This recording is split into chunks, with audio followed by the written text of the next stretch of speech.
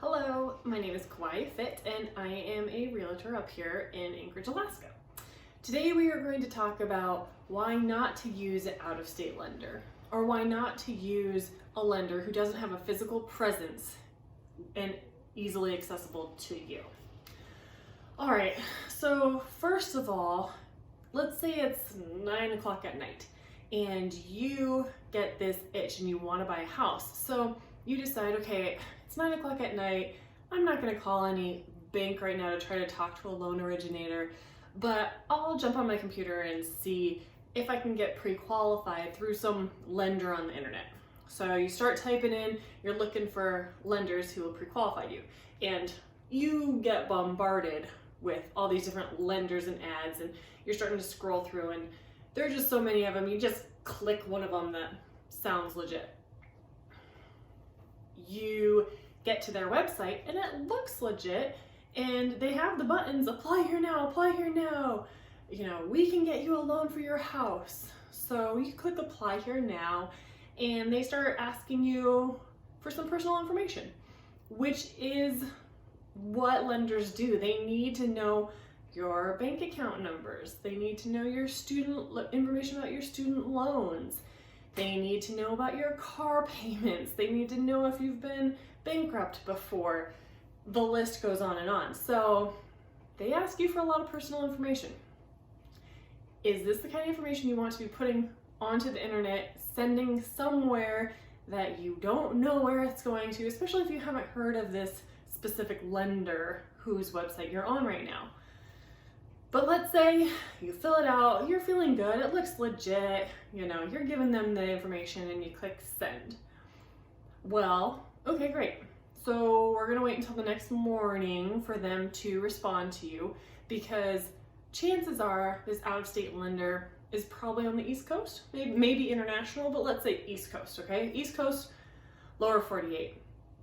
So this lender will get back to you the next day, and an email will pop up in your inbox and it'll say, congratulations, you are pre-qualified for X amount of dollars. Happy house hunting, we'll be in touch. And you scroll down and okay, typically they'll come back and they'll ask you for more information because they need a bunch of it to pre-qualify you. But to keep it simple, you get pre-qualified for X amount of dollars. Congratulations, happy house hunting, and we'll be in touch. And then you scroll down a little bit lower in the email, and it's from, you know, the email was sent from some loan originator, Joe Smith, let's say, from this lender, online lender that you found. And so it's Joe Smith from the online lender, and there's no other information. I've had this happen to me before, where some clients actually were trying to use an out-of-state lender or a lender from the internet that they found, and there was no phone number. We had the email where he had written us the email from that email address, but we didn't have the lender phone number. We didn't have a cell phone for him. There was no way to contact him except through email, which scares me.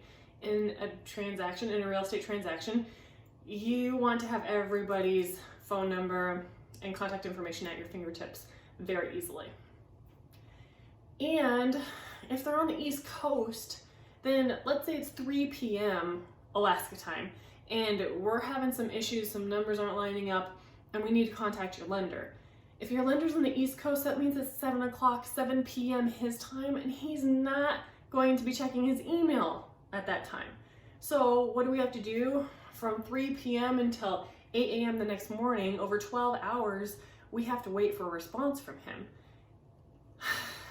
That's not easy to deal with when you're in the middle of a transaction, and there are emotions, there are nerves, there's excitement, and people are scared.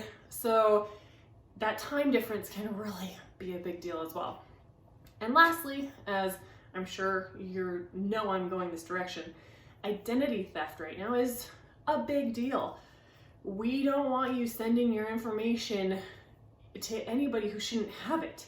And even now, I mean, title companies, lenders, they actually have their own portal systems where you send all that information through the portal. You're not even sending them emails with attachments, because identity theft is such a big issue for them right now.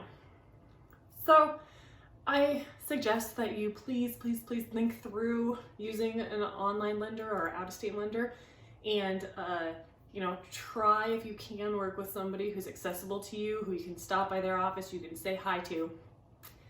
It will make your transaction much easier.